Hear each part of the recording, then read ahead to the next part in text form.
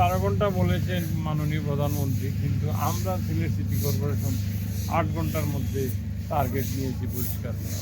এই যে আপনাদের পরিবার পরিজন সবাই ঈদের যে উৎসব করার কথা, কিন্তু জনগণের খেদমতে আপনারা যেভাবে রাস্তায় এই যে ক্লিনিংয়ের কাজ করতেছেন, এটা সিটি কর্পোরেশন, আমি বা আমার সাথে আপনাদের বিভাগের প্রধানও আছেন, আমরা বিভিন্ন ওয়ার্ডে যাচ্ছি, বিভিন্ন জায়গায় ঘুরে ঘুরে দেখছি, তাতে অন্ততপক্ষে শহরটাকে যেভাবে প্রধানমন্ত্রী বলছেন যে 8 ঘন্টার মধ্যে পরিষ্কার করা, উনি 12 ঘন্টা বলেছেন মাননীয় প্রধানমন্ত্রী, কিন্তু আমরা সিলেট সিটি কর্পোরেশন 8 ঘন্টার মধ্যে টার্গেট নিয়েছি পরিষ্কার করা। আশা করি আপনারা যে গতিতে কাজ করছেন, আমরা 8 ঘন্টার মধ্যেই আমরা শেষ করতে পারব।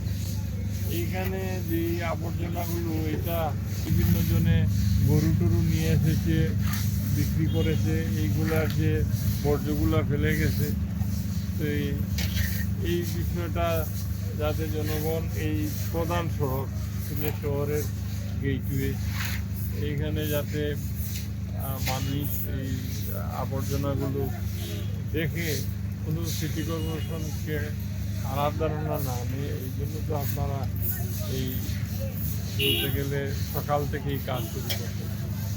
তো আপনারা আপনাদের কাজে আমরা খুবই সন্তুষ্ট। কারণ হইল আপনারা আপনাদের যে সময়টুকু সিটি কর্পোরেশনে দিচ্ছেন পরিবার পরিজনকে ছেড়ে, এইটা তো যেমনিভাবে সিটি কর্পোরেশন সুনাম বৃদ্ধি পাবে, পাশাপাশি আপনাদের এই কর্মকাণ্ডটা ইবাদত হিসাবে আল্লাহ রাব্বুল আলামিন আপনি বন্ধ করতে পারেন। ধন্যবাদ।